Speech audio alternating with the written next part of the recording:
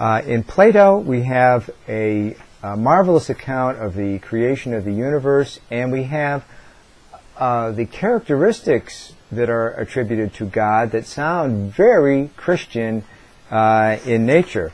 In fact, we discover on page 153 that the upward way is man's realization of God within himself and the universe.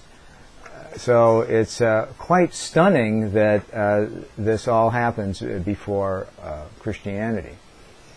Now, in Aristotle, we get a more scientific approach to the problem.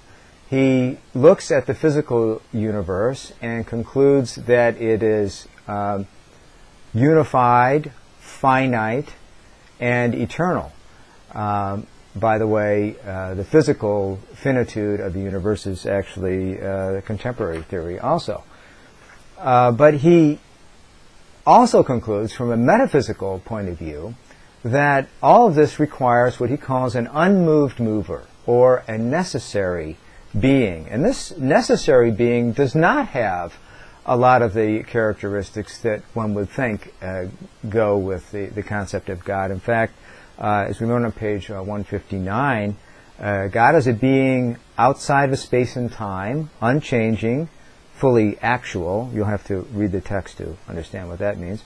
Whose form of life is thinking about itself.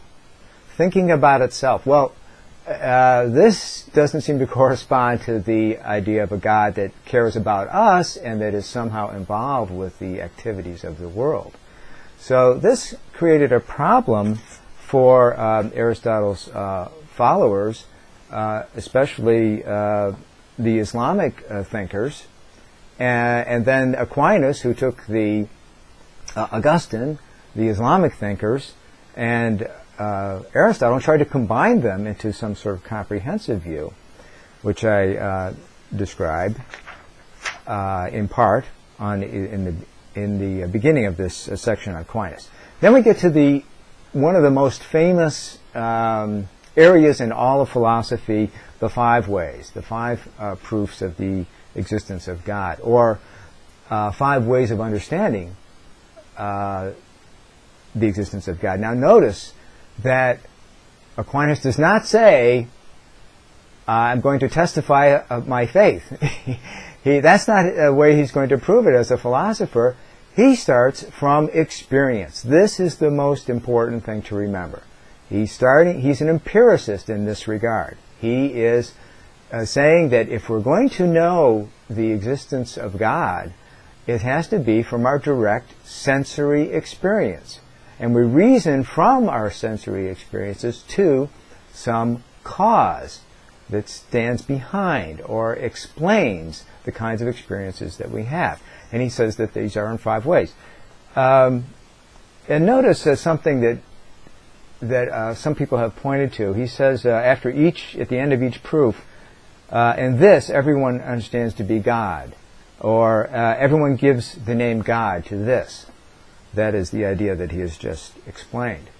Well, here's a question.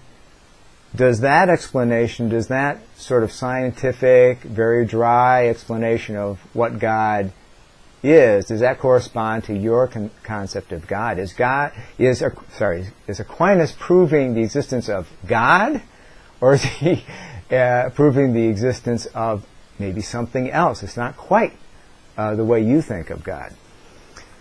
All right, those arguments are very famous and they're hard to follow, but they do fall into categories. I explain that after that. And then in the next section, the nature of God, very important. Aquinas is a lot more skeptical than you might think about what we can really know about God. All right, well, as a chapter as a whole, you're kind of faced with this problem. God is all-knowing, all-powerful, all-knowing, and all-good. How do we keep all that together? Consider, if there is a God, then there is no unnecessary evil in the universe. That seems to be true, seem to make some kind of sense. If there is a God, there is no unnecessary evil in the universe. Well, the problem is, Doesn't there seem to be unnecessary evil in the universe? Well, if so, then there's no God. I mean, if you accept the first premise, if there is a God, there is no unnecessary evil in the universe. And then if you take an honest look at what's going on around you, isn't there unnecessary evil? Well, how do you resolve that? What are the characteristics of God? Are these compatible, all-powerful, all-knowing, and all-good? So that's a problem that philosophers and theologians have wrestled with for centuries. We're not going to solve it in this course, but keep that in mind as we go through. You'll see how various people have attacked this whole problem of our knowledge of God.